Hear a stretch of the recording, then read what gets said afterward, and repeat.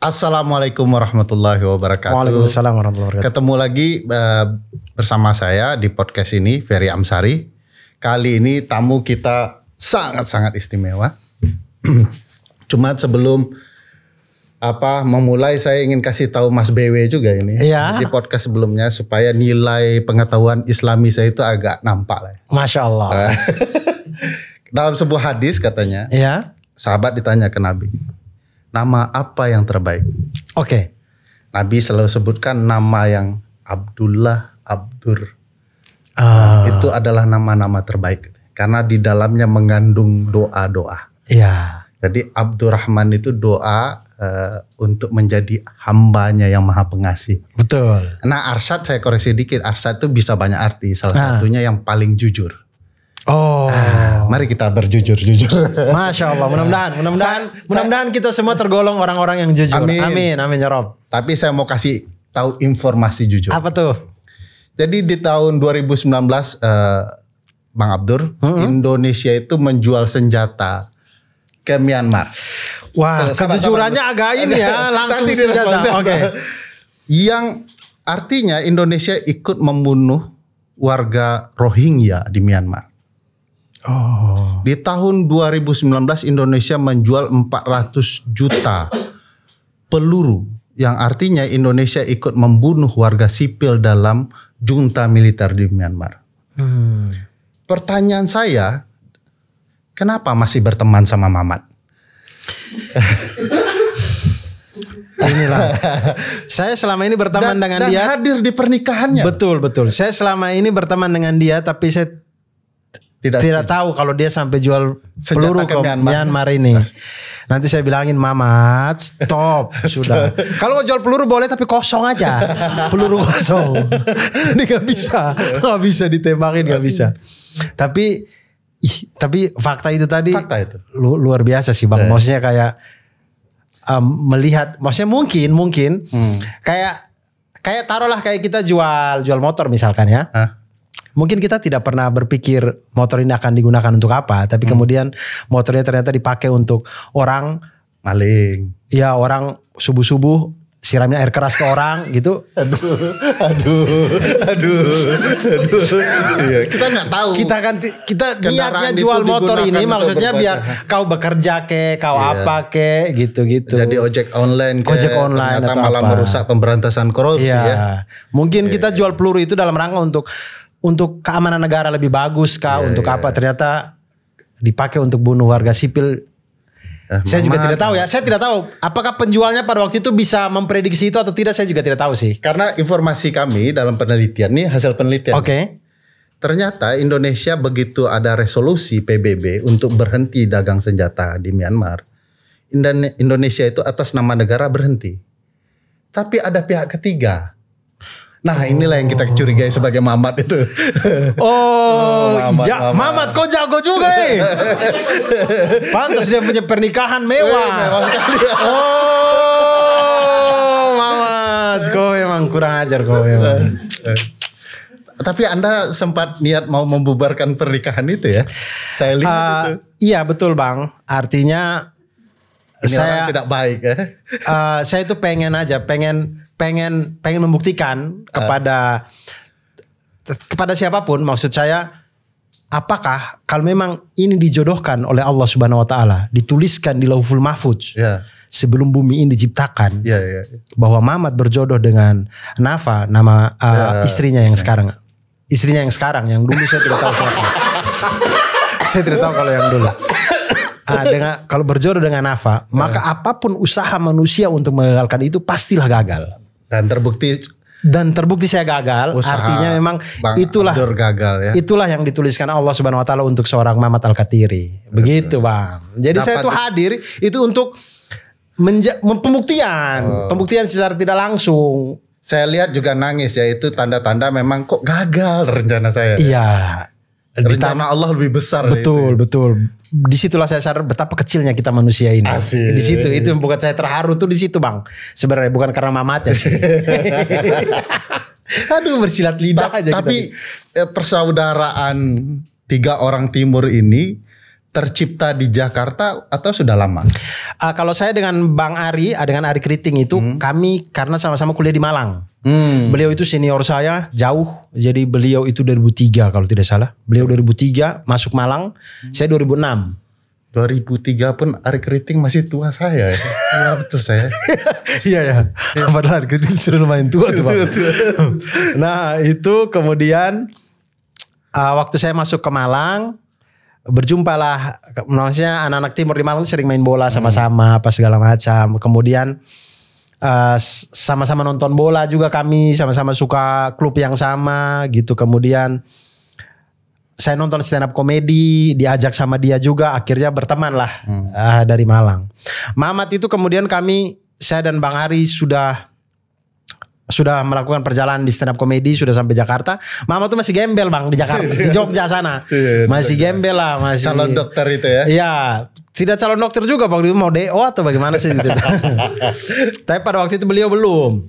Kemudian di tahun berapa saya lupa, tapi beliau akhirnya masuk tergabung 2014 atau 2015 mungkin. Beliau tergabung di Stand Up Indo Jogja, kemudian sampai ke Jakarta juga. Akhirnya disitulah kami berkenalan. Itu sebabnya Mamat selalu dibully kan? Iya, karena HAM itu terjadi ya. Betul, karena dianya, maksudnya dari segi umur dia lebih muda, dari segi bergabung di stand up comedy pun lebih lebih belakangan. Jadi disitulah. Dan memang anaknya itu emang, walaupun saya yakin Bang Ferry kalau ketemu Mamat Al-Katiri sudah pernah kan. Walaupun kita bersih hatinya, kita positive thinking, tapi modelnya dia itu pasti akan mengundang kita untuk mengatakan sesuatu gitu. Ada sesuatu, ada saja peluang yang dia berikan kepada kita gitu. Walaupun kita tuh sebenarnya santai-santai aja, kita nggak pengen ganggu. Tapi dia yang tapi dia yang memberikan peluang-peluang itu gitu. Ada saja hidup sisi-sisi hidupnya itu yang kayak kok begitu sih Mamat kau. Tapi kok Anda begitu berani melawan mafia senjata? Ya mungkin karena saya memegang banyak kartunya dia. Jadi salah satunya istri tadi. Ya salah istri, kemudian anak-anaknya yang dulu juga. Itu nama anaknya yang dulu siapa ya? Faisal sama Fatia. Faisal. Faisal Al-Katiri sama Fatia Al-Katiri. Ini. Itu tapi masuk ke kakak dia kan? Ini yang saya belum tahu. Kakaknya dia masih sendiri. Kayaknya ikut ibunya dia. Kayaknya ikut istrinya. Istrinya yang dulu. Ada yang tidak dilaporkan ya? Ya. Faisal sudah SMP. Yang Fatia mungkin naik kelas 4 SD. Ya. Kita mau tanya sebenarnya, keisengan Bang Abdur itu dari mana muncul? Kan iseng betul itu. Waktu nikahan Mas Ari ya. Iya. Sehingga ini orang jadi pakai sepatu bola, pakai baju bola. Itu inspirasinya tiba-tiba atau memang ya itu ini orang mengundang inspirasi. Nah sebenarnya Bang, saya itu tidak punya niat sama sekali. Sebenarnya ini jujur itu ya. Sejujur-jujurnya, saya itu tidak punya niat sama sekali. Saya ingin menjalani, maksudnya datang ke pernikahan Ari Kriting dengan biasa saja. Maksudnya menjalani layaknya menghadiri pernikahan teman. Tapi tiba-tiba seminggu sebelumnya Ari Kriting telepon. Dia telepon, dia bilang, karena pada waktu itu pandemi Bang. Jadi undangan itu dari pihak Ari Kriting itu undangan cuma 50. Jadi 25 dari pihaknya Indah, 25 dari pihaknya Ari Kriting. Kemudian Ari Kriting bilang, Abdur undangan cuma 25 ini. Jadi saya tidak bisa undang semua gitu segala macam. Tapi anak-anak timur saya sudah undang. Saya sudah undang. Saya, kemudian teman-teman Indonesia Timur yang lain itu dia sudah kasih tahu. Tapi kemudian dia bilang, tapi Mamat saya belum kasih tahu. Dia bilang gitu.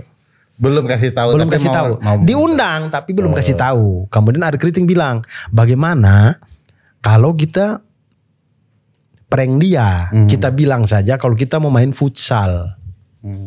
Janjian main futsal. Jadi saya bilang, betul Bang. Iya betul. Ya sudah akhirnya direncanakan. Jadi sebenarnya saya Bang, saya ini sebenarnya cuma aktor lapangan. Pelakunya iya. Bang Ari. Dan memang kita terbiasa di Indonesia begitu kan, aktor lapangannya yang dihujat. Padahal si intelektualnya ini tidak Ari Kriting itu dipikir sama orang, ih paling baik apa. Dialah aktor intelektualnya. Dialah orang jahatnya ya. Dialah yang menyusun semuanya sampai dibilang, oke kita bilang saja karena nikahannya itu di belakang gedung MD di Setiabudi sana itu, kemudian kita bilang, oke anggap saja kita tuh bilang saja pagi-pagi kita diajak sama Pak Manoj Punjabi. Ketemuan mau ngomongin konten. Kontennya itu sebelum ngomongin konten sarapan pagi Pak Manoj ngajak kita futsal. Bayangkan bang. Kita dan bilang dikemakan sama dia. Dikemakan sama dia. Kita bilang, Mamat kita itu diajak Pak Manoj Punjabi untuk futsal jam 8 pagi. Betul. Mamat. Terus dia percaya bang. Dia percaya. Dan dia tambah menggebu-gebu kan. Wih Pak Manoj Punjabi ajak kita futsal. Luar biasa ini. Luar biasa Pak Manoj Punjabi ini. Maksudnya, oke iya yo. Dia datang lah bang. Dan di pernikahan itu di sebelahnya. Iya. Jadi dia datang, dia sudah tunggu itu di Alfamart sebelahnya MD. Kemudian saya datang, saya bilang, Pak Manoj sudah tunggu di hotel belakang. Kita sarapan dulu ternyata. Oh iya sarapan dulu. Nanti abis sarapan baru kita futsal. Tapi saya pakai jas. Dia bilang, kok abang pakai jas? Dia bilang. Saya bilang tidak. Ini karena saya ketemu Pak Manoj saja. Saya sudah bawa pakaian futsal semua sudah. Oh ya sudah. Saya pakai begini tidak apa-apa. Pak Manoj tahu kalau kita ini mau main futsal kok. Aman. Saya bilang Pak Manoj juga pakai kaos kok itu. Oh yeah. Nah, saya bawalah dia. Nah ketika, dan itu karena pandemi bang. Ini memang saya tidak tahu. Memang semesta mendukung itu bang. Ini pandemi bang. Jadi karangan-karangan bunga selamat-selamat itu tidak boleh ada kelihatan. Semuanya ditaruh di parkiran basement. Paripurna dia jadi. Iya, jadi betul-betul hotel ini betul-betul kayak tidak ada acara apa-apa bang. Kosong, maksudnya tidak ada parkiran yang menumpuk, tidak ada apa. Jadi kami jalan masuk, begitu dia masuk di pintu ballroom itulah dia lihat foto-fotonya Ari dan Indah, janur-janur kuning segala macam. Disitulah langkah dia terhenti. Dan mengamuk lah dia. Dia bilang, ada apa nih? Belum mengamuk ya? Iya, dia bilang ada apa nih? Dia sementara terheran, dia mau balik badan mau pulang, saya langsung tahan, saya geret masuk ke dalam. Di situ dia sadar bahwa, aduh Ari Kriting nikah ini gitu. Saya bilang, iya sudah kita hadir tuh. Saya geret. Dan yang bikin dia marah itu karena itu masuknya itu pada saat sebelum ijab kabul bang itu, pihak penghulu masih ngomong-ngomong lah apa segala macam. Kami masuk, kami duduk di belakang, di pihaknya Ari Kriting. Jadi sini pihak Ari Kriting, sebelah kiri pihaknya Indah. Kami duduklah di pihaknya Ari Kriting di situ. Tapi saya rasa, masa kita prank orang, kan kesenangan dari ngeprank itu adalah orang lain tahu bahwa orang ini di prank. Iya dong. Kalau prank tapi semuanya diam-diam, apa faedahnya prank? Poinnya tidak ada. Akhirnya ketika Mamat duduk di situlah saya keliling ke orang-orang, kasih tahu bahwa, wih Mamat datang pakai pakaian futsal. Mamat, saya kasih tahu semuanya. Saya kasih tahu ke Ko Ernest, ke Pak Parwes, ke Pak, pokoknya orang-orang film itu banyak sekali di situ. Maksudnya petinggi-petinggi PH-PH di Indonesia ini ada di situ. Saya tidak tahu siapa saja, artis-artis apa segala macam, semua saya kasih tahu Mamat datang pakai baju futsal. Jadi semua orang itu tidak lagi memperhatikan penghulu di depan, tapi memperhatikan Mamat di belakang dengan baju kaosnya, dengan dandanannya dia yang selengean. Ya orang catering lebih baik. Orang catering lebih baik. Dandanannya tidak sama sekali bang. Itu sama sekali. Maksudnya kayak orang yang betul-betul tidak tahu adat gitu. Jadi disitulah saya merasa kepuasan. Dan dia marah sekali di situ. Marah di sana. Marah sekali. Sampai nangis. Dia nangis akhirnya. Dia nangis. Tapi saya ketawa. Aduh jahat sekali. Tapi dia nangis akhirnya di ending-ending ketika sudah orang nasional, ketika dia berpelukan dengan Ari Kriting, dia nangis. Maksudnya bukan karena prank itu dia menangis. Dia menangis karena ikut bahagia. Ikut bahagia. Karena sedikit banyak kami cukup tahu perjalanannya Ari Kriting si dukun ini ya Bang ya. Dengan ilmu hitamnya ya. Dengan ilmu hitamnya ini. Dan akhirnya sampai di pelaminan itu kami itu bahagia. Begitu. Sehingga meneteslah air mata Mamat. Betul.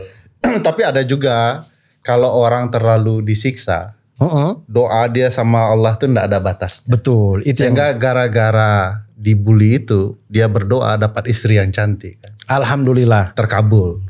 Jadi berkat jasa bapak ngeprank, terbuka ruang doa dapat istri manis. Iya. Jadi selamat Mamat. Iya.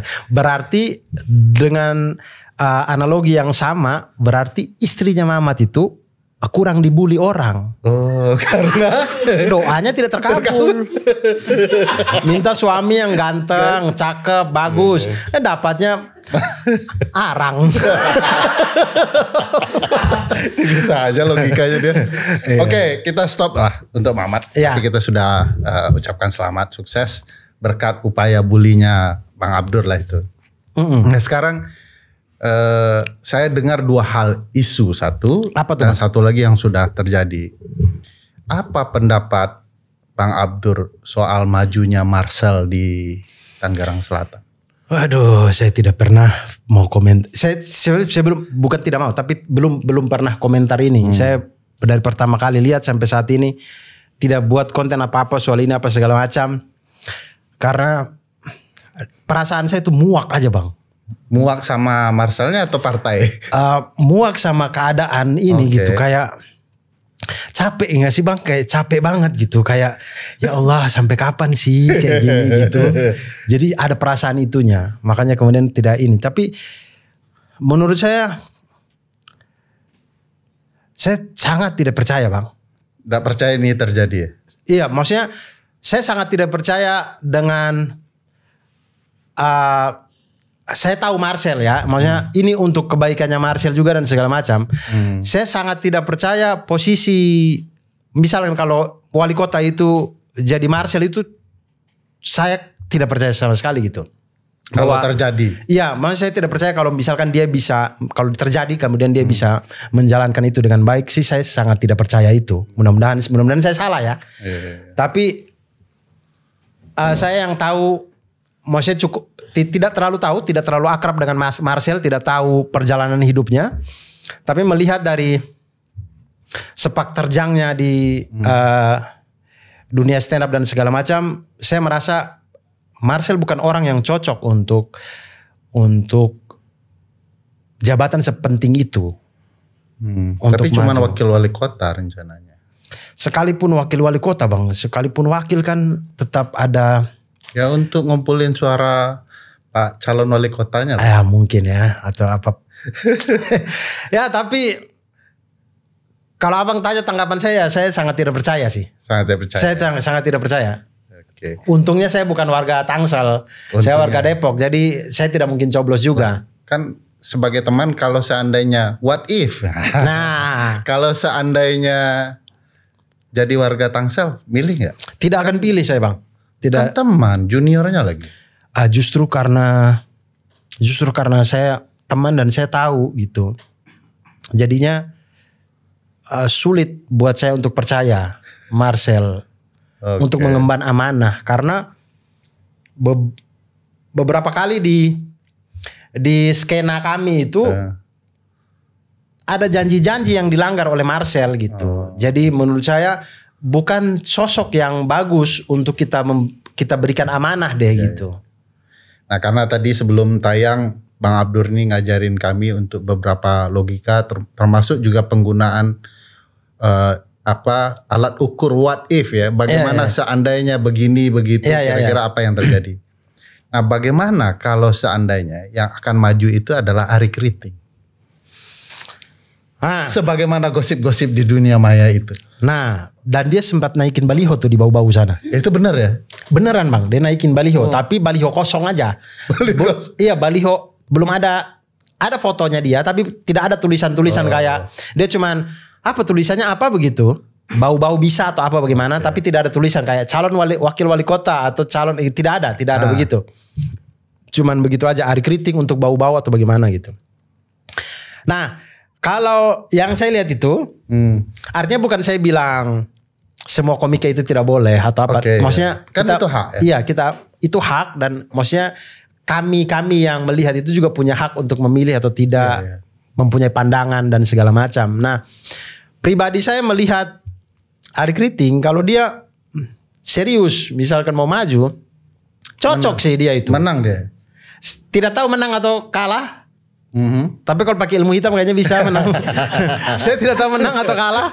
Tapi dia Mbak Indah aja bisa dapat, apalagi suara hati apalagi suara rakyat. Gampang banget itu sebenarnya. Tapi dia sosok yang bagus, Bang. Karena dari kami berbicara, saya dan dia tuh diskusi banyak hal sekali.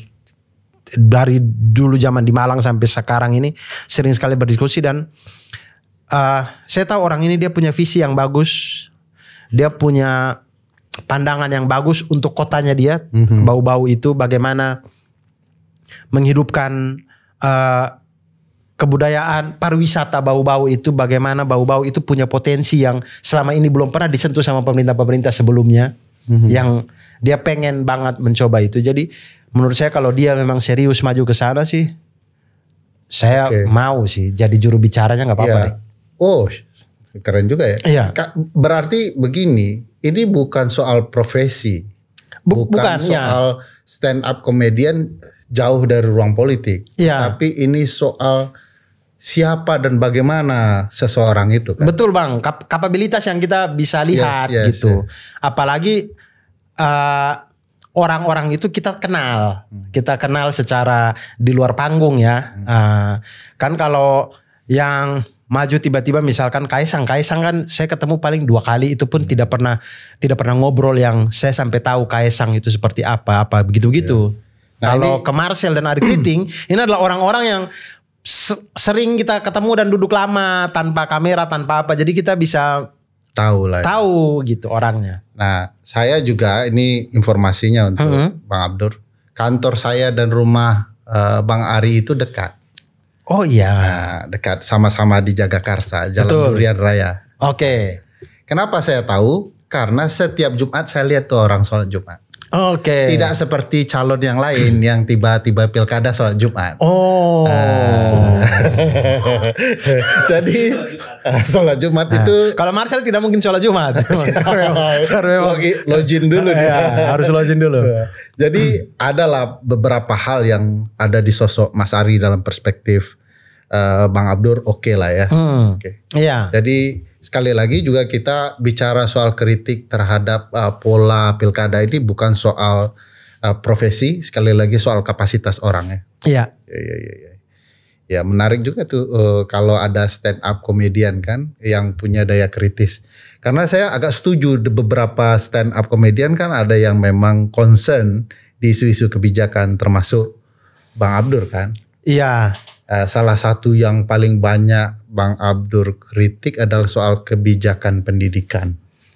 Ya, itu salah satunya gara-gara kesal sebagai orang di luar Pulau Jawa. Saya anak Sumatera, Bang Abdur NTT ya, Flores ya, di luar Jawa lah begitu ya. Ya.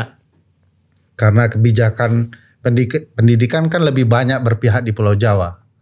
Sehingga lahirlah kritik-kritik itu, atau karena ya ingin kritik pemerintah saja, karena pengalaman seumur hidup ya dari kecil sekolah di timur, atau lahir dari gagasan mengkritik itu dari baca buku atau apa? Sebenarnya sebelum saya kuliah di Malang Bang, saya merasa hidup saya baik-baik saja. Kenapa? Serius, karena tidak pernah punya pembanding. Saya merasa ketika mulai dari saya lahir sampai saya SMA di NTT itu, saya merasa kami baik-baik saja. Karena saya tidak pernah punya pembanding. Saya merasa kami ini sudah oke sih. Sekolahnya sudah oke. Iya, sudah mantap. Iya, sudah aman. Pemerintahan good ya. Iya. Ketika saya kuliah ke Malang, apalagi saya ambil keguruan, kemudian ada kegiatan untuk mengajar ke sekolah-sekolah, apa PPL, apa segala macam. Baru saya di situ saya lihat kayak, ya ampun, sekolah di sini kayak gini. Maksudnya sebagus ini, ya? Semaju ini. Disitulah saya mulai ada pembanding. Nah disitulah saya merasa kayak, kenapa saya tidak mengalami ini di sekolah saya dulu? Kenapa? Kayak contoh kecil perpustakaan nih bang, perpustakaan sekolah. Di Flores? Iya. Di Flores itu perpustakaan di Kupang. Flores itu Kupang aja kita ambil, ibu kota provinsi ini udah, ibu kota provinsi nih. Malang itu bukan ibu kota provinsi itu. Kita bandingin ibu kota provinsi dengan si Malang aja. SMA Negeri 1 Kupang, tempat saya kuliah itu SMA Negeri 1 Kupang ini sudah yang di zaman saya udah paling favorit sudah di satu kota Kupang ini. Itu buku-bukunya bang, tidak ada buku yang kita ambil tanpa kita harus bersihkan. Kotor semua. Pasti harus kita bersihin itu bang. Saking berdebu, saking berdebunya itu. Dan itu tuh buku-bukunya tuh kita ambil tuh sudah rayap-rayap, kita harus bersihin. Terus tulisannya tuh yang cover-covernya tuh yang milik negara, tidak diperjualbelikan. Milik negara, buku-buku yang kayak gitu. Iya, saya tidak tahu. Pemberian pusat ya. Iya. Saya juga apakah milik negara tidak diperjualbelikan ya, apakah ditulis gitu karena saking jeleknya buku ini makanya tidak bisa dijual beli atau bagaimana, saya tidak tahu tuh. Saya tidak tahu tuh, tapi itu buku-bukunya kayak gitu semua tuh bang. Pasti batuk, pasti bersin lah. Nah itu di Malang ini perpustakaan sekolah. Dengan perpustakaan sekolah saya waktu PPL di SMA Negeri 4 Malang. Ini SMA di depan di kawasan Tugu Malang itu, di depannya kantor wali kota Malang itu. Salah satu SMA favorit juga.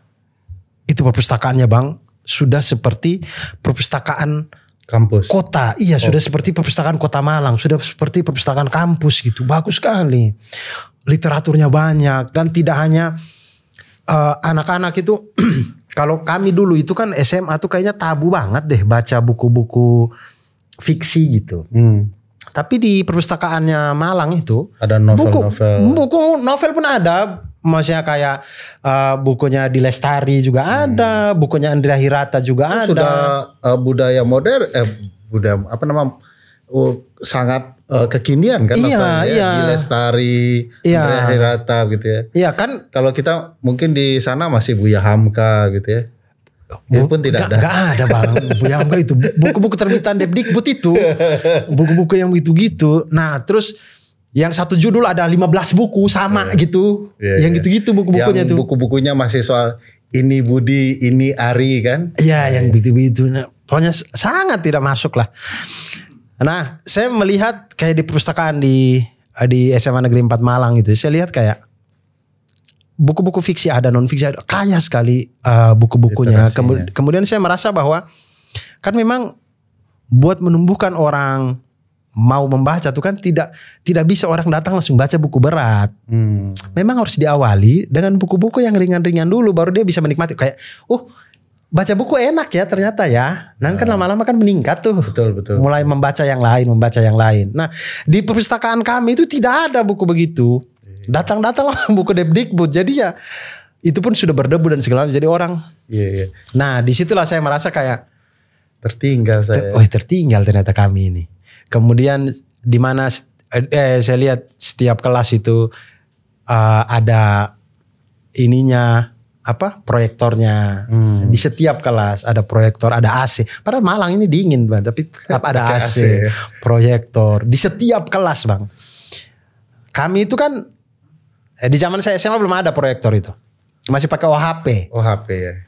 Ditaruh di bawah keluar ya. Iya, itu pun OHP itu pun cuman satu. Siapa mau pakai kita ngantri ngambil di ruang guru kan, datang ngambil. Itu pun kalau ada guru yang memang rajin untuk menulis di kertas di plastik bening itu.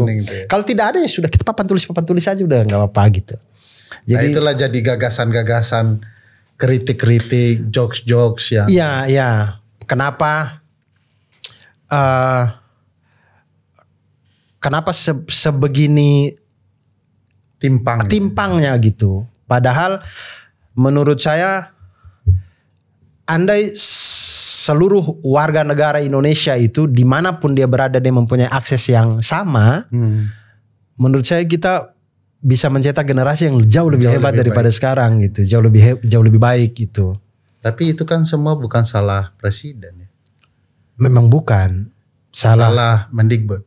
Tidak juga salah Salah dari awal memang kayaknya. Saya tidak tahu bagaimana bangsa ini memulainya pada waktu itu. Tapi di saat saya kuliah itu kan tahun 2006 saya masuk kuliah, keadaannya sudah begitu.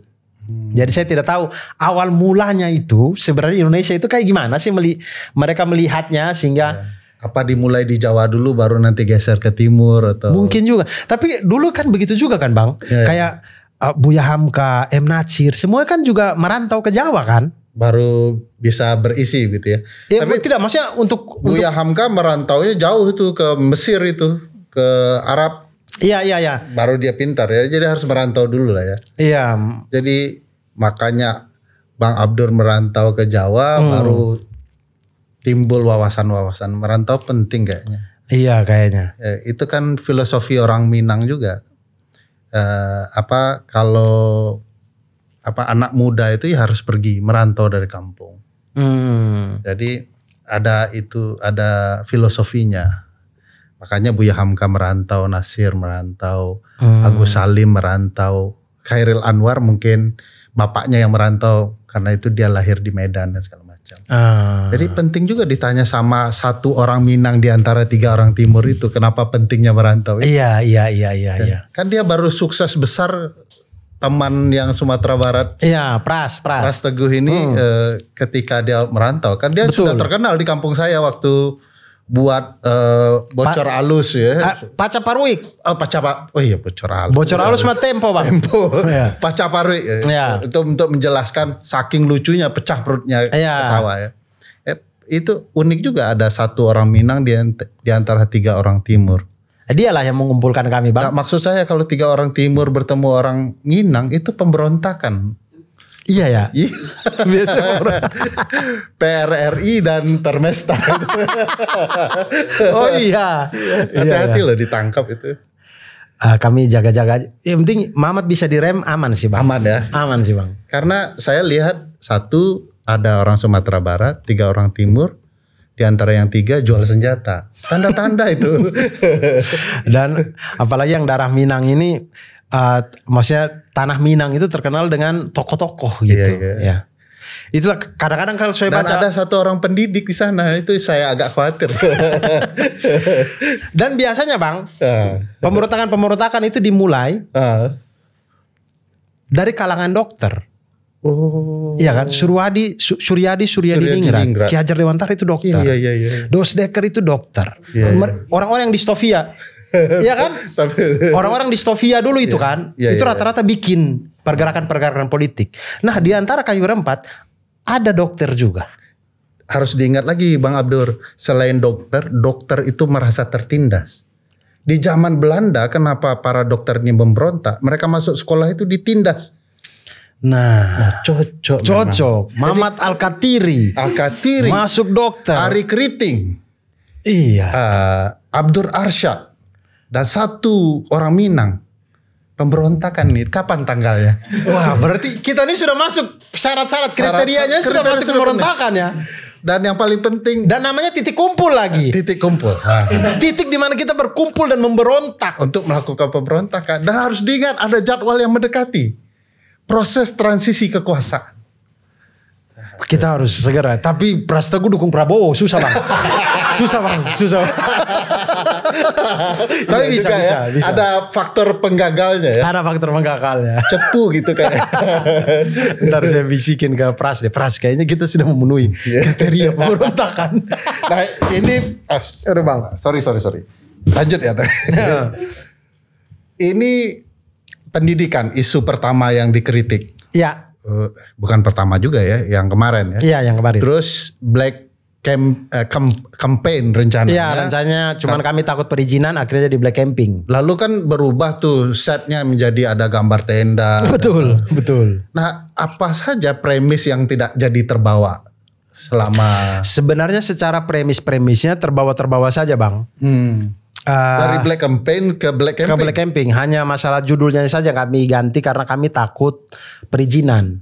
Karena pada waktu itu kami berpikir di saat kondisi ini politik lagi rame, ada acara kumpulin orang nama Black Campaign, kayaknya terlalu riskan deh untuk kan kita harus jadi alasan. Iya, izin keramaian terus kan di setiap kota itu kami takut tidak dapat izin keramaian. Oleh karena itu kemudian kita ganti deh jadi black camping. Akhirnya pakai tenda-tenda apa segala macam. Kemudian saya pakai celana hitam, baju putih. Seperti kabinet seseorang. Gitu ya. Seperti jadi kondisinya seperti seseorang di IKN, begitulah saya itu.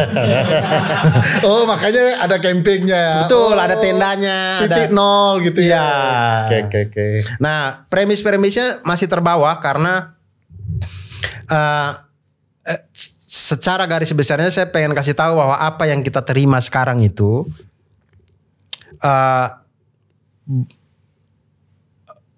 fitnah-fitnah di dalam politik itu sebenarnya bukan hal yang dia dibikin atau dibikin dalam satu malam, tidak gitu. Itu tuh dipikirin sama orang karena ibaratnya bagaimana saya kepada Mamat, ya maksudnya dalam lingkup kecilnya, maksudnya dalam lingkup biar orang ketawa, itu saya mencontohkan diri saya ke Mamat gitu. Bagaimana saya meramu hal-hal yang itu bukan Mamat tapi kalian percaya itu Mamat gitu. Itu melekat pada Mamat. Nah itu juga yang terjadi sebenarnya di dunia politik kita gitu. Ada premis-premis dari seseorang yang itu bisa diambil tuh. Jangan kan saya kemudian bikin rumus fitnah tuh. Iya kan, saya bikin rumus fitnah. Rumus fitnah itu adalah lempar pernyataan yang itu masuk dalam persona. Jangan terlalu jauh.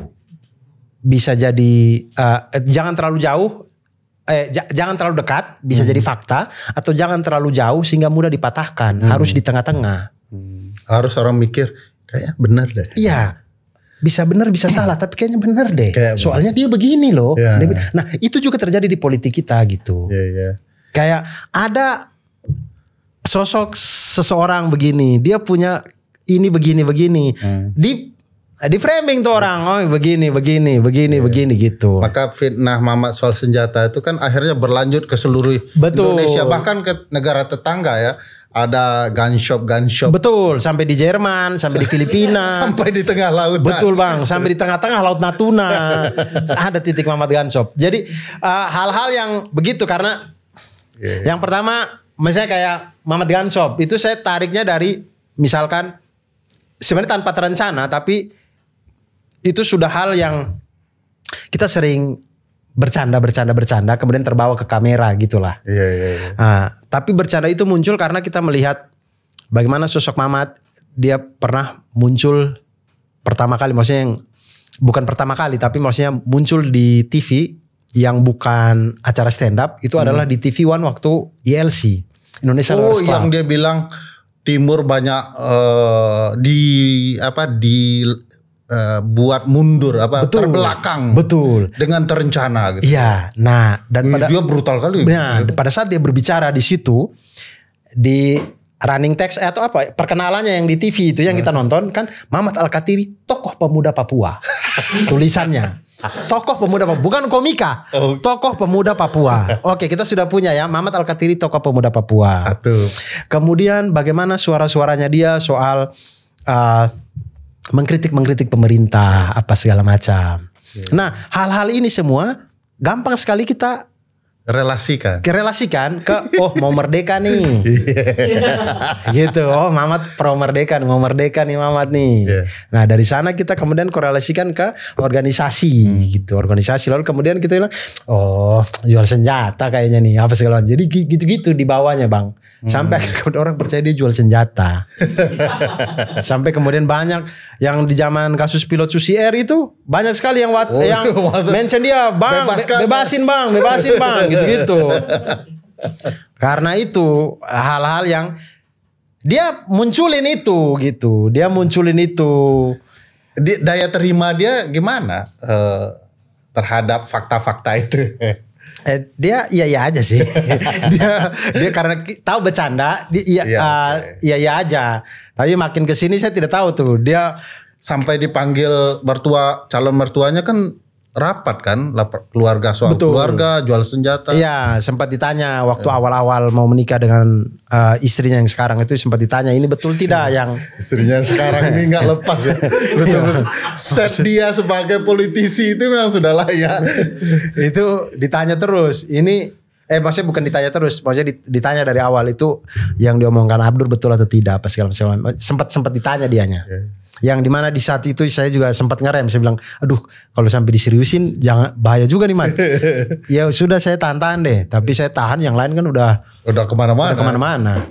Jadi di dua belakang ini saya lihat di pahlawan butuh tanda jasa itu soal Abdur Universe itu kan. Iya.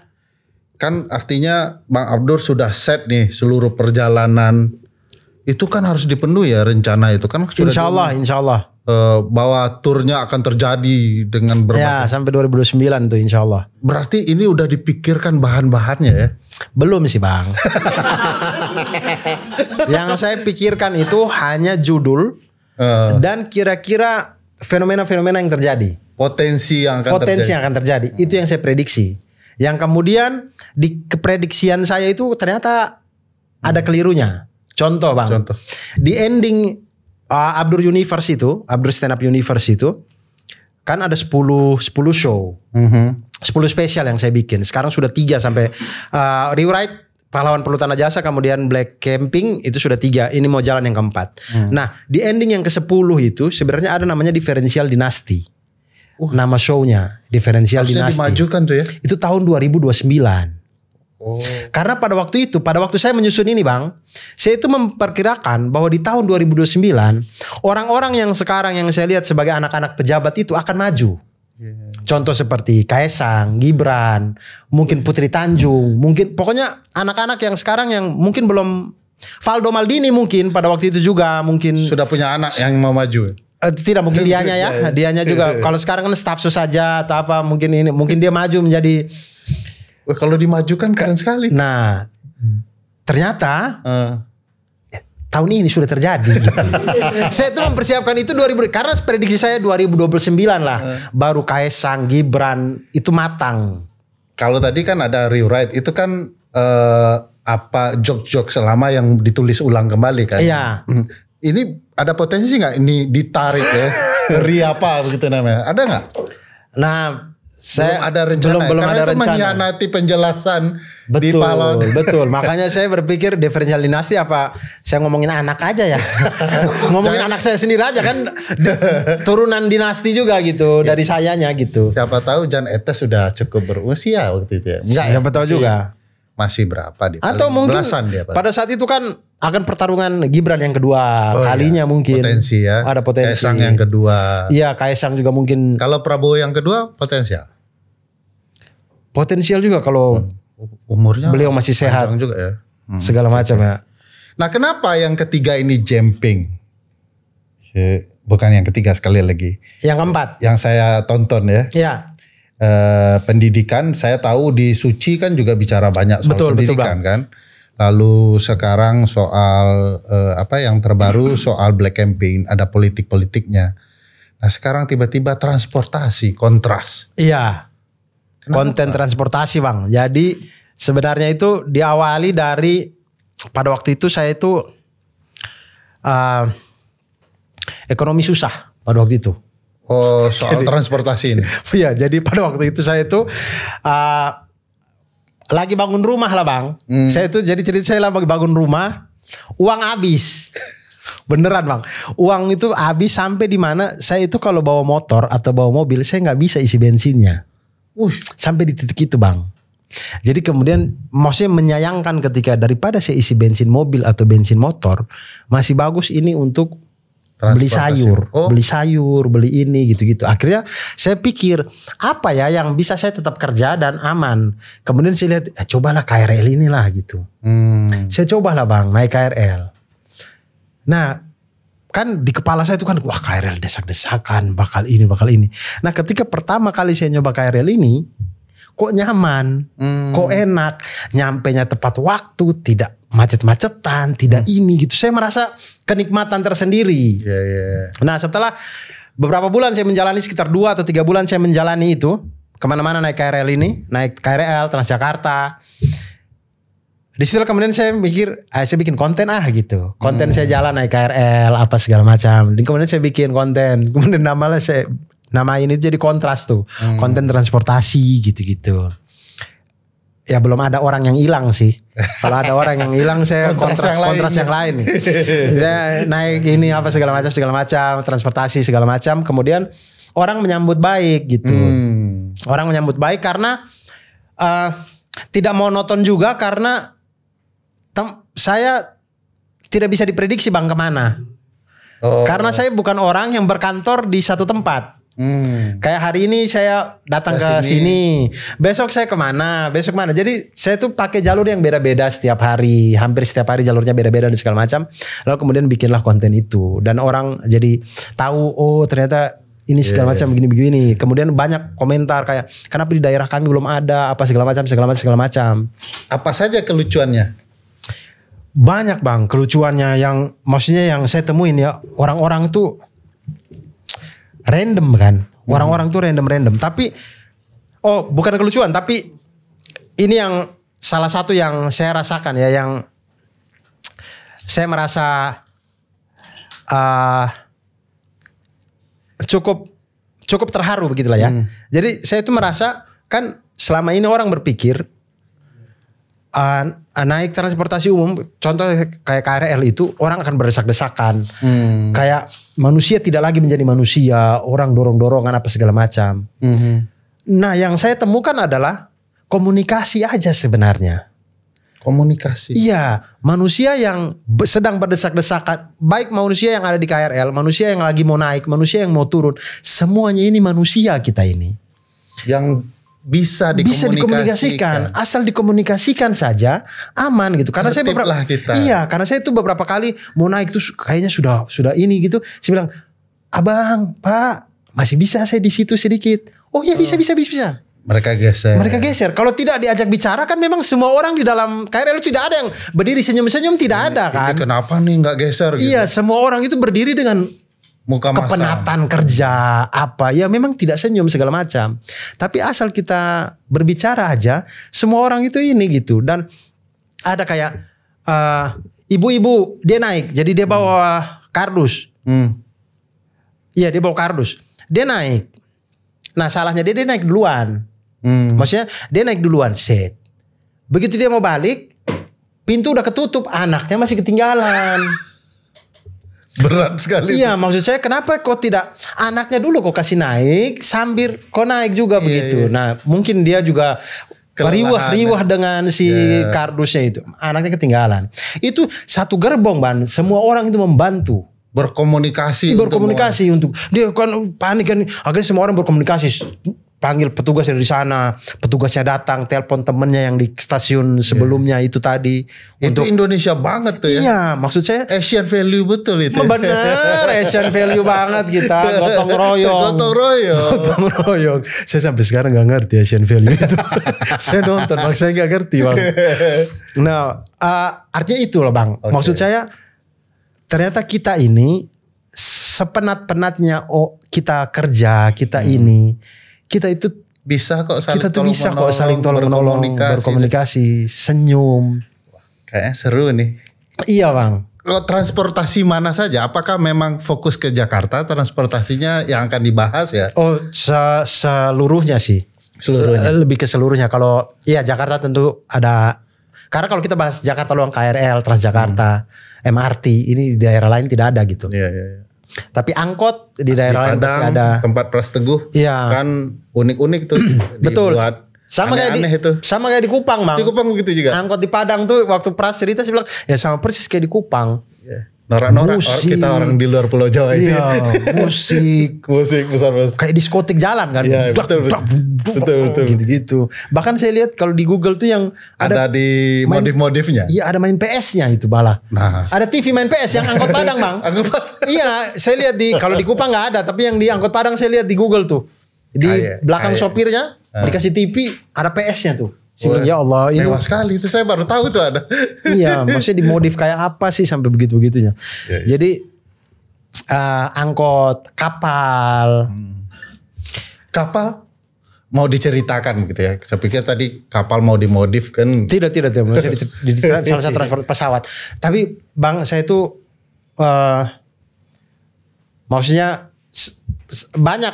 banyak sisi yang saya mengkritik Pak Jokowi inilah ya di Pak Jokowi. Di beberapa materi saya itu termasuk di Kontras.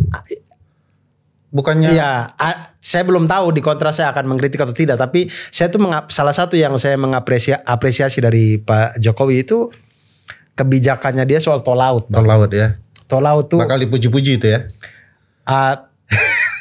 Puji tidak sih, tapi maksudnya bagus. Okay. Bagus sih. Patut diapresiasi dan mudah-mudahan itu dilanjutkan oleh presiden-presiden setelahnya. Okay. Karena tol laut itu membantu sekali, terutama buat kami-kami yang hidup di kepulauan. Daerah kepulauan. Iya, NTT itu kan terdiri dari pulau-pulau, dia bukan satu provinsi yang satu dataran tersambung gitu. Jadi ketika ada tol laut itu sangat membantu masyarakat sekali, perdagangan, ya penumpang, orang-orang yang menimba ilmu, murah sekali tol laut itu dan nyaman.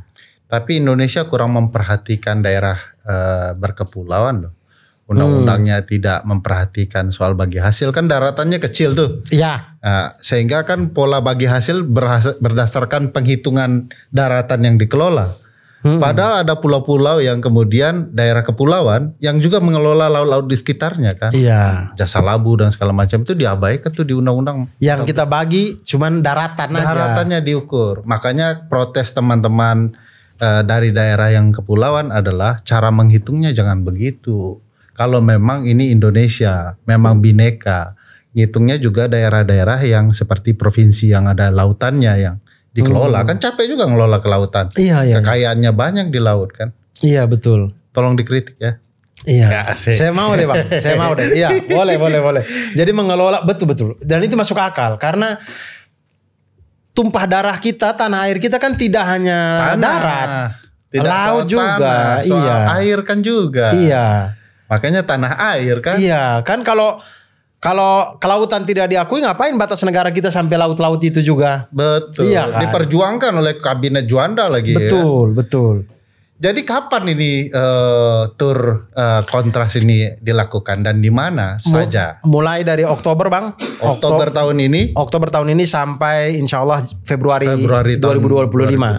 Mulai pertama 12 Oktober di Malang. Di Malang. Oh, kampung kedua itu ya? Iya, tempat kuliah, tempat belajar stand up dulu 12 Oktober, kemudian Surabaya.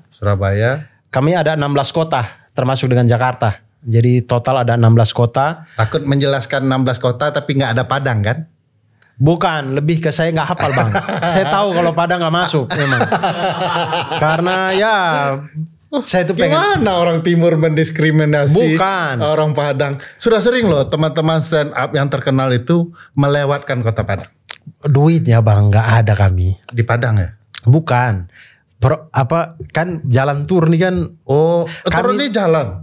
Tidak maksudnya naik kendaraan. Dalam kiasan perjalanan tur ini kami lakukan ini.